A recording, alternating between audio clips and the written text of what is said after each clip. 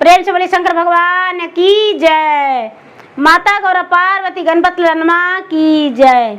गुरु भाई बहना, मैं एक कथा सुनाने जा रही हूँ। इस कथा को पूरा सुनिए और रहस्य जानिए।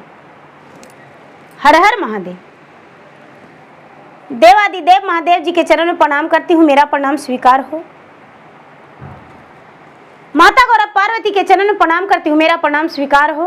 गुरु भाई बहना, मैं एक कथा सुनाने जा रही हूँ। इस कथा को पूरा सुनिए और रहस्य जानिए। हर हर महादेव।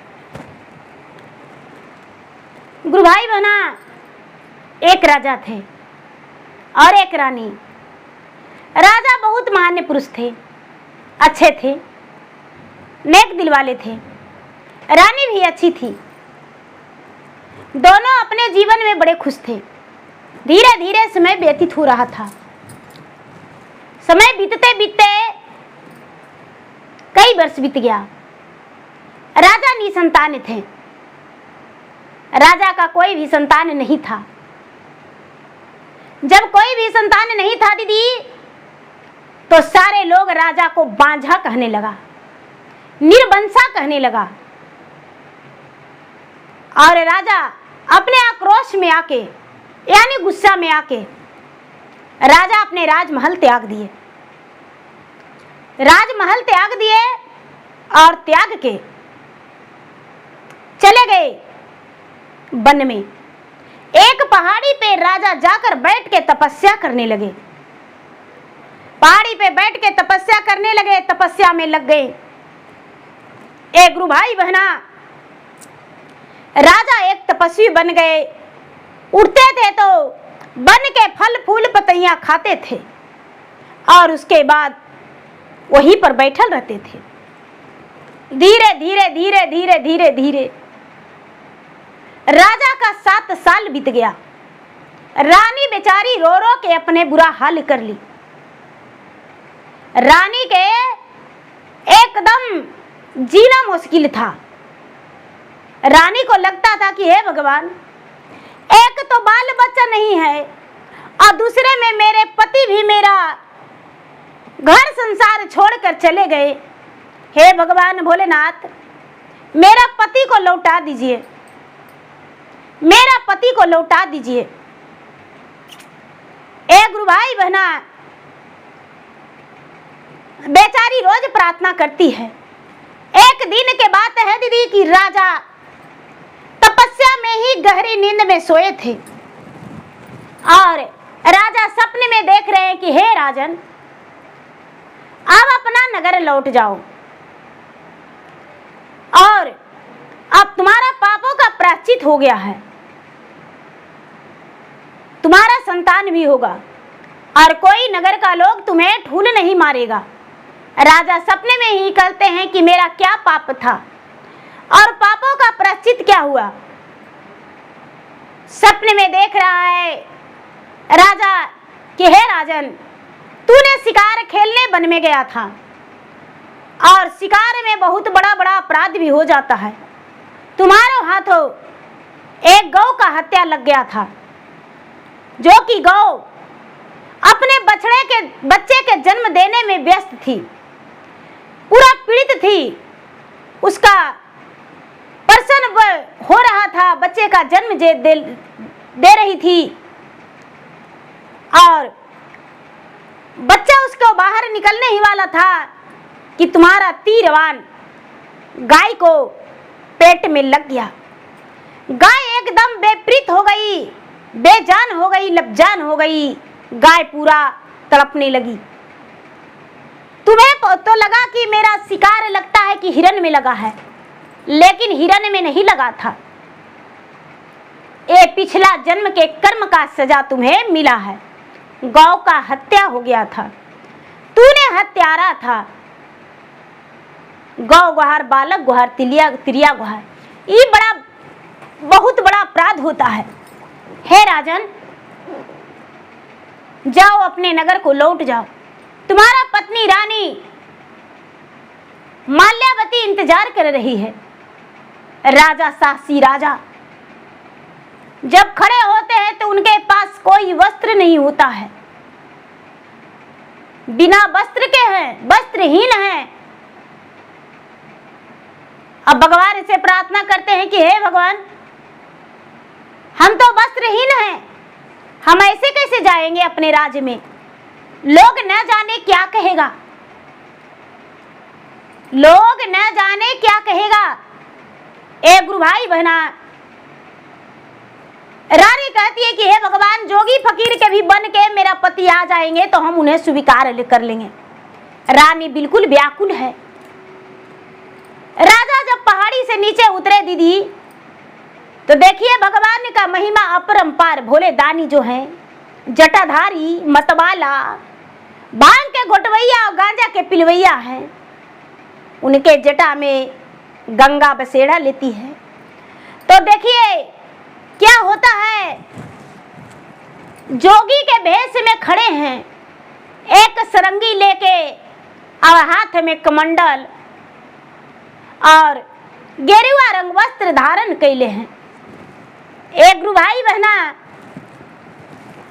ये राजा निवस्त्र होकर जब उतरा तो भगवान भोलेनाथ वहां स्वयं जोगी के रूप में प्रकट होकर कहते हैं कि रे दुष्ट, तूने इस रूप में कहां जा रहे हो? राजा बोला, महाराज मैं दुष्ट नहीं हूं, मैं एक तपस्वी हूं और अपना घर जा रहे हैं। भगवान स्वयं बोले महात्मा रूपी धारण किए हुए कि अपना शरीर तो पहले देख ले, नंगे वस्त्र है। और भगवान गेरुआ रंग वस्त्र उसे फेंक दिए, गेरुआ रंग वस्त्र फेंक दिए। राजा गेरुआ रंग वस्त्र लपेट लिया। अब कहते हैं जब वस्त्र तूने धारण किया है तो तुम्हें ये सरंगी और कमंडल तुम्हें लेना पड़ेगा और ये गुदड़ी का मोटरी। राजा क्या करते हैं दीदी, जोगी के भेष बना लेते हैं। जोगी के भेष बना के और चले जाते हैं अपने द्वार पे, अपने द्वार पे चले जाते हैं। भगवान स्वयं साथ में हैं। राजा पहचान नहीं पाए, लेकिन भगवान तो साक्षात साथ साथ थे। जब जोगी बाबा बैठे बजाने के लिए सरंगी, तो सरंगी में से आवाज निकलता है कि सात ही बरिसवा तेरी आ रहली, बाने बासी आय रे रहली, बाने बासी आहो, जोगिया बनी दुअरे लौटलिए राम। तनिका सा देखा दा सुंदरी आपा, ने सुराती आय रे आपा, ने सुराती आहो, सुरता देखे लाजियर छछाने लए राम। नाही मोर चाहिए सुंदरी चाओ, रास दाली आय रे चाओ, रास दाली आहो, नहीं चाही फाटाली गुदाड़ी आए राम। हम तो देखावो सुंदरी तोहा, रो सुराती आय रे तोहा, रो सुराती आहो, सुरता देखिए हृदय जुड़ाए तय राम। राजा जो है दीदी, राजा विलाप कर रहा है अपने पत्नी को कि 7 बरस के बाद 8वां बरस में आए हैं। रानी अकबकाल निकली अपना पति का आवाज सुन के, उसका कलेजा जो है दहलने लगा। एकदम मन में हौसला जागृत हो गया और उसे लगने लगा कि लगता है कि मेरे पति हैं। बाहर निकली, जब बाहर निकली तो अपना पति को देखी तो पहचान गई, लेकिन बड़े बड़े नाखून, बड़े बड़े मूछे, बड़े बड़े दाढ़ी, बड़े बड़े बाल, फिर भी वो पहचान गई। और पहचान के दीदी वो क्या करती है, फेकियो में दे ले रानी झोरी या गुदारी आयर झोरी या गुदारी आहो फेंकी दे ले हाथा के कमांडल राम फेंकियो में दे ले रानी हो रे सरंगी आय रे हो रे सरंगी आहो हथवा धारी जड़ल के बाड़ी राम। एक गुरु भाई बहना बेचारी रानी क्या करती है कि हाथ धर के अपना पति को लेकर चली जाती है, हाथ धर के अपना पति को लेकर चली जाती है। सब कुछ फेंक के भोलेनाथ जो हैं वो मुस्कुरा रहे हैं कि अरे शिष्या हम तो तुम्हारा पति को लौटाने आए थे, तुम्हारा पति तुम्हारा ही रहेगा, बस इतना दिन तो एक गौ हत्या के पाप से दूर रहा, अब तो सब कुछ तुम्हें होगा। भगवान स्वयं ओ खुश है कि राजा अपना घर लौट गया। जो राजा की माँ है वो अगना बुल के गारी दे रही है, अगना बुल के गारी दे रही है अपने बहू को कि सात ही बरिसा भइले बेटा के जुदागी आयर बेटा के जुदागी आहो जोगिया के देखी तू लोभा गइला राम। जब मोर आई है बहुआ बेटा घर लवाटी अरे बेटा घर लवाटी हो बेटा आगो तारी लगाए वे राम। एक भैया बहना माँ जो है नहीं पहचानी, कहती है कि ये 7 बरस मेरा बेटा को तुमसे जुदा होला हो गया और तू पागल हो गई हो, से एक जोगी के पकड़ के ले आई हो। अरे पगली, जब मेरा बेटा आएगा तो हम कह देंगे और तुम्हें राज से निकाल देगा, चरित्रहीन हो तुम, कुल नासनी हो। अरे कलंकनी, तू मेरा घर छोड़कर चली जाओ। बेचारी बहू समझाते हुए अपने सास को कहती है कि ना बही महीना सासू ओदा रा मेरा खाला अरे ओदा रा मेरा खाला हो 32वां दूधवा तू पीलावल रे ओए राम। हुलसी हुलासी सासू गोदा मैं खेला बाला अरे गोदा मैं खेला बाला जी अंगुली धारी बेटा के चलावल रे राम। दूध भात कोरिया सासू मुहमा मैं खिला बालू अरे मुहमा मैं खिला बालू जी सेहू बेटा के नाही चीनलुए राम। बेचारी बहू कहती है कि माँ जी आप कैसी माँ है, 9 महीना पेट में रखे 32वां दूध पिलाए और गोद में खिलाए, दूध भात कटोरी में करके खिलाए उसको मुंह में, आज बेटा को चीनने से इनकार कर रहे हैं। माँ जी आपका बेटा है। एक गुरु भाई बहना बेचारी रानी क्या करती है, तुरंत नौआ को बुला के दाढ़ी बाल कटवा देती है और राजा को एकदम सुंदर से हिप्पी छटवा देती है, दाढ़ी मूछ सब कटवा के, नाखून उखून कटवा के। उसके बाद कहती है कि माँ जी अब देखिए क्या ये आपका बेटा है। राजा बोलते हैं कि हाँ ये मेरा बेटा है। रानी बोलती है हाँ मेरा बेटा है। बहू तूने तो मेरा बेटा को पहचान लिया, हम नहीं पहचान पाए। क्या होता है दीदी, दोनों पति पत्नी एक साथ हुए, वही रात्रि के गर्भवती हो गई। शंकर भगवान ने तो वहां से आशीर्वाद देकर चले दिए। बोला रानी कैसे खोलेगी केवाड़ी, शंकर भगवान रहे या कोई रहे, तो साधु के वेश में थे, शंकर भगवान ने चल दिए दीदी।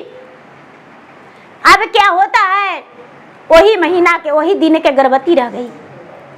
धीरे धीरे धीरे धीरे समय बीतने लगा। समय बीतते बीतते दीदी 9वां महीना पूरा हो गया। 9वां महीना के बाद एगो सुंदर कन्या जन्म लिया। सुंदर कन्या जन्म लिया तो कन्या बड़ी सुंदर थी और बड़ी सुशील थी, बड़ी लक्षणवान थी। बड़ी लक्षणवान थी तो राजा जो हैं, राजा उस कन्या को देखे तो उनका जी भर आया। छठियारी के दिन सब ब्राह्मण को बुलाए। एक गांव का ब्राह्मण था जो पापी था, दुष्ट था। वो देखा कि ये कन्या बड़ा सुंदर है, बड़ा सुशील है, बड़ा भाग्यशाली है, ऊंची लीलार वाली है, और यदि हम इस कन्या को फेंकवा देंगे तो हम पोस लेंगे। राजा बिक देगा और हम उठा के लेकर चल जाएंगे।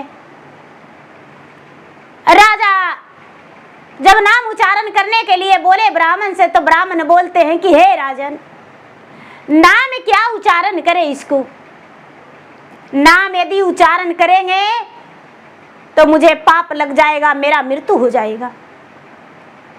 और जब कन्या 1 साल के होवेगी तो इसके पिता मर जाएंगे। जब कन्या 5 साल के होवेगी तो इसकी माता मर जाएगी। जब कन्या 12 बरस के होवेगी तो इसका प्रजा, सारे प्रजा जो है पूरे राज्य में आग लग जाएगा, प्रजा मर जाएगा और कन्या राक्षसिनी बन जाएगी और जंगल में जाके मरी मुर्दारी खाएगी। ए गुरु भैया, ए गुरु बहना, राजा का कलेजा दहल गया कि अरे बाप रे, मेरा बेटी एक ठो जन्म लिया है, इतना बड़ा राक्षसिनी। रानी से कहती है कि हे रानी, इसको मार डालिए। रानी बोली कि मेरा प्राण निकल जाएगा स्वामीनाथ, लेकिन अपना बेटी को नहीं मारेंगे। मेरा बेटी मेरा जिगर का टुकड़ा है।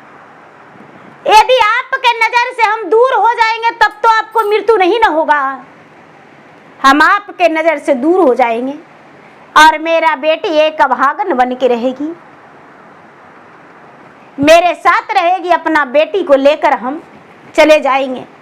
राजा बोले कि ठीक है, मेरे घर से तुम चली जाओ। राजा अपना पत्नी को त्याग कर दिए। 12 दिन के बेटी के रानी लेकर निकल गई। गुरु भाई बहना, 12 दिन के बेटी के रानी लेकर निकल गई और बेचारी नगर छोड़ दी। चलते चलते चलते चलते चलते चलते चलते चलते एक बुढ़िया थी। बुढ़िया थी गुरु भाई बहना, तो बुढ़िया बेचारी लकड़ी चुनती थी और लकड़ी चुन के उसी को बेच के अपना गुजर करती थी। यदि उसको समय मिलता था तो भीखों मांग लेती थी। रानी बच्चे को लेकर रोते जा रही थी।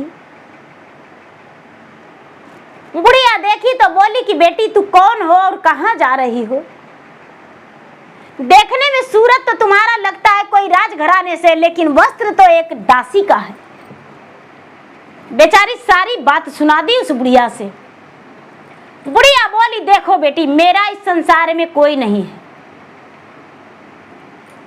मेरा बाल विवाह हुआ था, विधवा हो गए थे और मेरा ससुराल वाला मुझे निकाल दिया, मायका वाला नहीं स्वीकारा और तब से ही जंगल में हम झोपड़ी लगा के रहते हैं।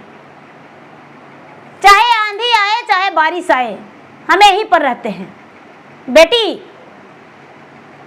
देखो, ये महादेवा के एगो मूर्ति है, उस कुआं वहीं पर है।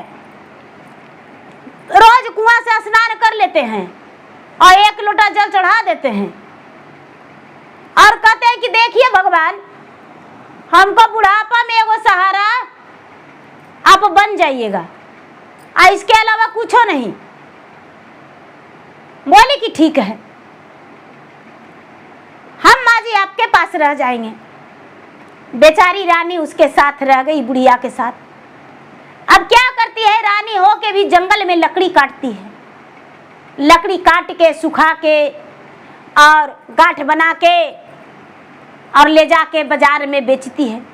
बुढ़िया उसका बच्ची को संभालने लगी और उसका पोषण पालन बुढ़िया के भी रानी करने लगी, अपने बच्चे का प्रतिपाल और बुढ़िया के भी प्रतिपाल।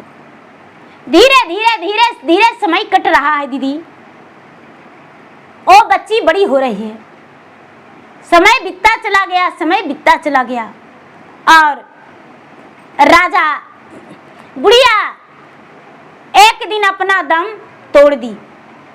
रानी बिल्कुल अकेले हो गई, अपना बेटी के साथ बुढ़िया भी मर गई। अब जंगल में गुजर बसर हो रहा है, गुजर बसर हो रहा है दीदी। धीरे धीरे समय बीतते गया और राजा की बेटी 16 वर्ष की हो गई, लेकिन जंगल में उसे कौन वर मिलेगा दीदी? जंगल में उससे कौन ब्याह करेगा? पहले का राजा जो होता था 100 ब्याह करता था, एगो रानी और 100 पटरानी रहती थी। एक दिन के बात है दीदी, वो कन्या 20 वर्ष की हो गई। रानी भगवान से यही कहती थी कि हे भगवान, मेरा बेटी का ब्याह कैसे होगा? कहाँ हम वर ढूंढने जाएंगे भगवान? हम आपको रोज पूजा करते हैं, हम भक्ति करते हैं, कोई नहीं मेरा संसार में है। मेरे पति जो हैं मुझे तो छोड़ दिए, ठुकरा दिए, और मेरा बेटी आज मेरे सिर पे है। हम इसको ब्याह के लिए वर कहाँ जाएंगे ढूंढने? एक दिन के बात है दीदी कि वही राजा उसी वन में शिकार करने गए, उसी वन में शिकार करने गए दीदी, और लड़की पे नजर पड़ गया। बेचारी लकड़ी काट रही थी और रानी जो थी बाजार में बेचने गई थी। राजा घोड़े पर सवार होकर शिकार कर रहे थे और लड़की पर नजर पड़ा, साथ में मंत्री था। मंत्री जब देखा तो बोला कि राजा साहब, ये वन में कितना सुंदर लड़की है, यदि सेवला श्रृंगार से सजा दिया जाएगा, सुंदर वस्त्र पहरा दिया जाएगा और मांग में सिंदूर पड़ जाएगा तो ये लड़की महारानी दिखेगी। राजा बोले कि तो क्या होना चाहिए? तो राजा साहब, आपका पत्नी तो 20 बरस से आपके नजर से दूर है, यदि आप इससे ब्याह कर लीजिएगा तो आपका जिंदगी संवर जाएगा। राजा की मुंह से लार टपक गया, कितना सुंदर लड़की है, चलो उसके पास चलते हैं, चलो उसके पास चलते हैं।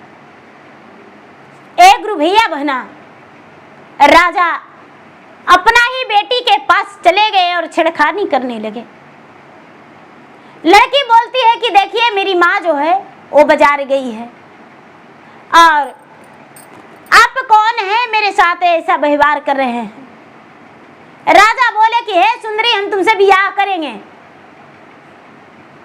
हम तुमसे ब्याह करेंगे। लड़की बोली कि देखिए ब्याह क्या होता हमको नहीं पता, हम जंगल में पले हैं, बड़े हैं, और जंगल में से मेरी माँ जाती है कहीं लकड़ी बेचने और लकड़ी बेच कर आती है, इसी कुटिया में हम रहते हैं। मेरा जो सखी साथी है सब जंगली जानवर है, बाघ भी मुझे नहीं खाता है, वही देखकर मुझे मुंह फेर लेता है और मुझसे दोस्ती करता है। भेड़िया भी मुझे हाथ नहीं लगाता है, सुअर भी मुझे हाथ नहीं लगाता है, अपना सखी सहेली मानता है।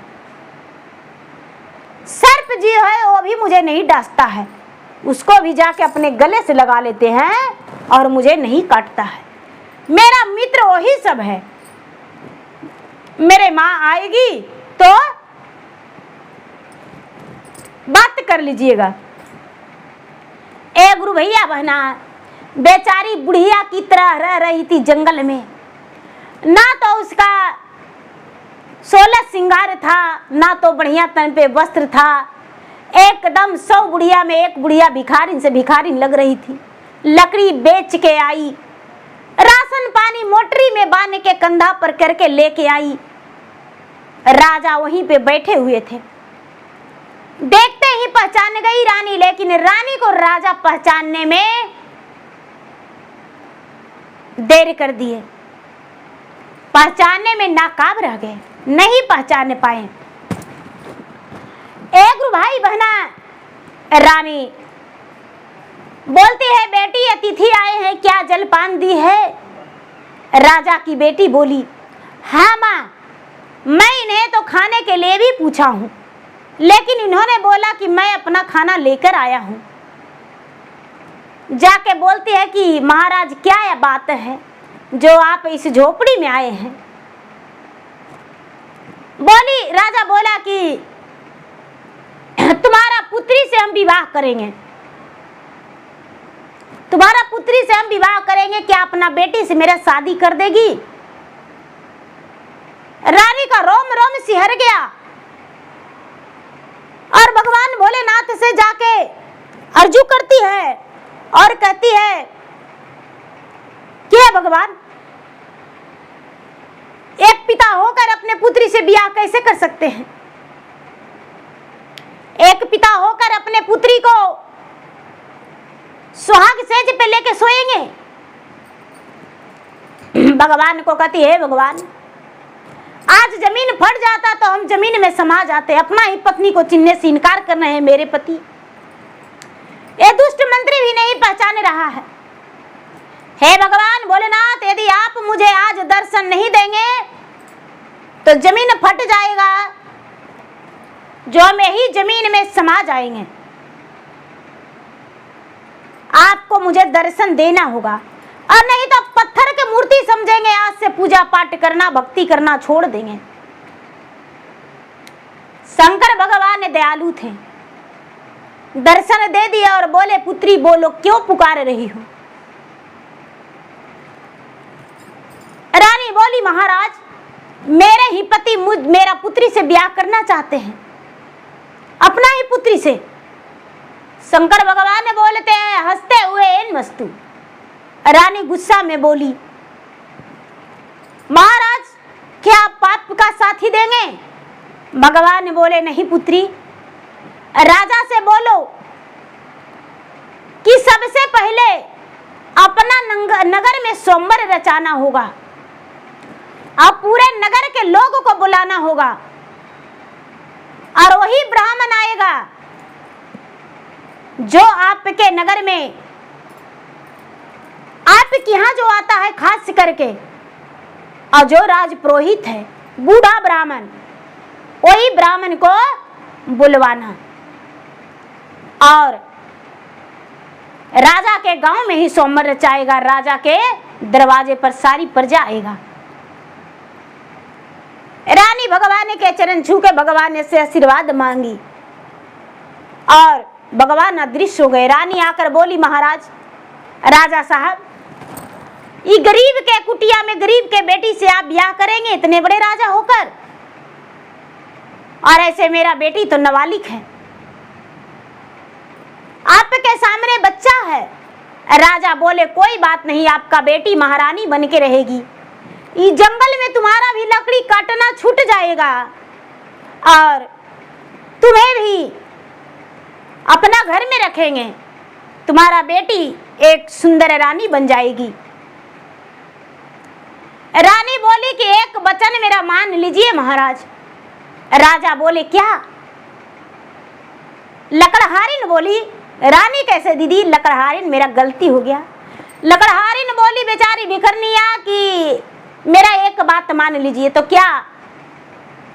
तो देखिए, शादी तो हम इस जंगल में नहीं करेंगे, आपका गांव तो होगा राजा साहब। तो हाँ, मेरा गांव बहुत दूर पड़ता है, तो आपके गांव में कहीं जगह होगा जो पूरा नगर के लोग पहुंच सके वहां? राजा बोले, बहुत बड़ा फील्ड मैदान है। बोलिए, क्या बात है? पूरे नगर के लोग को निमंत्रण दे के वहां पर जुटाना होगा और स्वयंवर वहीं पर रचाना होगा, और वो ब्राह्मण शादी करवाएगा जो गांव में नगर में सबसे बूढ़ा होगा, जो राज पुरोहित होगा, जो राज दरबार में आता होगा। मेरा बेटी का और कोई ब्राह्मण शादी नहीं करवाएगा।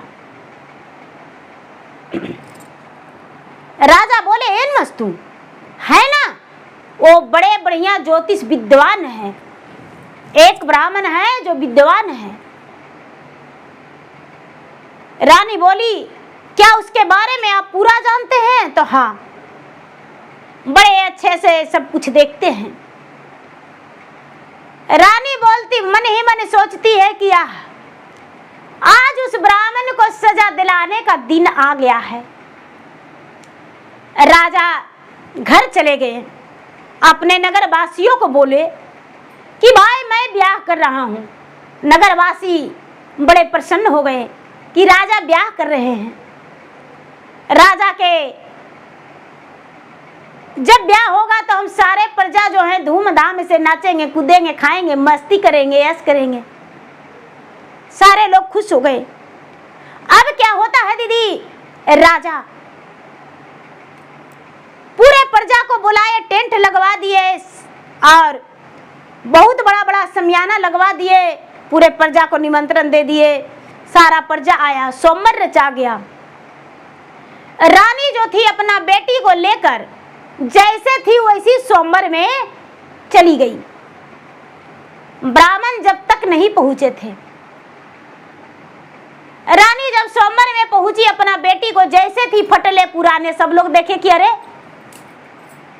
ऐसे ने जोड़ा में शादी होगा।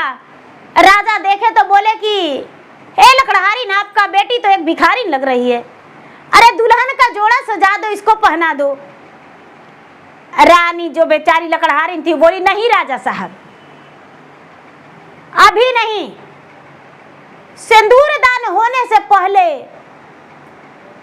हम अपना बेटी को सजाएंगे अपना हाथ से, लेकिन पहले यह ब्राह्मण को बुलवाइए, सारा विध हो जाएगा।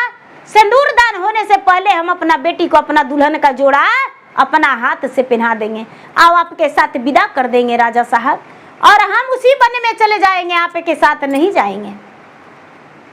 एक गुरु भैया बहना, राजा के जो ब्राह्मण थे, राज पुरोहित एकदम लाठी पर चल रहा था, वो ब्राह्मण वो आया और बैठा। जाके बेचारी रानी जो थी लकड़हारी बन गई थी, वो कहती है कि पंडित जी, लड़का और लड़की बर और वधू को रासगान मिल रहा है। हाँ जजवानी, बहुत बढ़िया मिल रहा है। लड़की को देखकर लड़का मर तो नहीं न जाएगा? नहीं जजवानी, ऐसा कैसे बात कह रहे हैं, लड़की के देख कर लड़का कैसे मर जाएगा? लड़की के देख के प्रजा तो नहीं न मर जाएगा? नहीं जजवानी, प्रजा कैसे मर जाएगा? लड़की के देख के नगर में आग तो नहीं न लग जाएगा? नहीं जजवानी, आग कैसे लग जाएगा? राजा चौंक गए, अरे लड़की के देख के प्रजा मर जाएगा, नगर में आग लग जाएगा, राजा मर जाएगा। फिर से बेचारी रानी बोलती है कि पंडित जी, ये कन्या के देख के ये लड़की ब्याह हो जाने के बाद एक जंगली जानवर राक्षिनी तो नहीं ना बन जाएगी, जो कि जंगल में जाके और मरी मुर्दारी खाएगी? रानी का आंख से आंसू गिर रहा है, हाथ में छाला था उसका, 20 बरस से लकड़ी काट काट के अपना परवरिश कर रही थी। जो महल में रहने वाली वो जंगल में रह रही थी, उस ब्राह्मण के कारण, पापी दुष्ट ब्राह्मण के कारण उसका कलेजा एकदम चकनाचूर हो चुका था, शरीर में खून एकदम काला हो गया था। बेचारी कहती है, राजा तुरंत बात को समझ गए। कहते हैं दीदी कि प्रजा को 100 बात, राजा को 1 बात। प्रजा 100 बात बोलता है कि राजा एक ही जवाब दे देते हैं 100 बात का। तुरंत पहचान गए और अपना पत्नी को हाथ पकड़ के कहते हैं कि तू कौन हो, बताओ सच्चे सच्चे, तुम कौन हो? राजा की पत्नी बोली, हम एक लकड़हारी न है, इस बच्ची की माँ है। नहीं, तुम्हारा अपना सुहाग का कसम है, तू अपने पति को यदि मानती हो, जिसका नाम का सिंदूर लगाती हो, उसका कसम है, तू बताओ तू कौन हो। फट फट के रानी रोने लगी और कहने लगी कि हे स्वामीनाथ, वही पुत्री है जो ये ब्राह्मण, ना जाने इसके मन में क्या था जो आपके नजर से दूर कर दिया। वही पुत्री है जिसे लालछन लगाया था, वही पुत्री है जिसे अनेकों तरह के बात कह के और आपसे मुझे दूर कर दिया। मैं वही आपका पत्नी हूँ जो अपने बेटी को लेकर संसार त्याग के और वन में रह के लकड़ी काट के और बेच के अपना जीवन परवरिश कर रहे हैं अपना बेटी को लेकर। राजा अपने पत्नी को कलेजे से लगा लिए और गरज गरज के रोने लगे। अपना बेटी को भी कंधा में सटा के और रोने लगे कि बेटी, संतान से बड़ा कुछ नहीं होता है और मैं सब कुछ देखा, अपना राज स्वार्थ में पड़ गए, अपना जीवन के लिए पड़ गए, मैंने अपना संतान को नहीं देखा। सब कुछ देखा, संतान को नहीं देखा। और संतान स्वार्थ तो होता है, बहुत बड़ा स्वार्थ होता है। जो मुझे देखने चाहिए उसे मैं ठुकरा दिया और जिसे नहीं देखना चाहिए उसे मैं स्वीकार लिया। पंडित जी भागने लगे, दीदी पोथी पतरा यहीं पर रह गया। पंडित जी ले तिरी भागने लगे, तिरी पूर करके। अब जब तिगड़म तिगड़म करके पंडित जी दौड़ने लगे, दीदी प्रजा लोग, सेना सिपाही सब पंडित जी के पकड़ लिया और पंडित जी के पकड़ के और बोला कि बोलिए पंडित जी, क्या ये लड़की कुकर्मी थी? इसको से इसका पिता का मौत हो जाता, क्या बात था? पंडित जी कहते हैं कि राजा साहब यदि सच बता देंगे तो हमको माफ कर देंगे। राजा बोले एकदम बिल्कुल एन मस्तू, आपको माफ कर देंगे।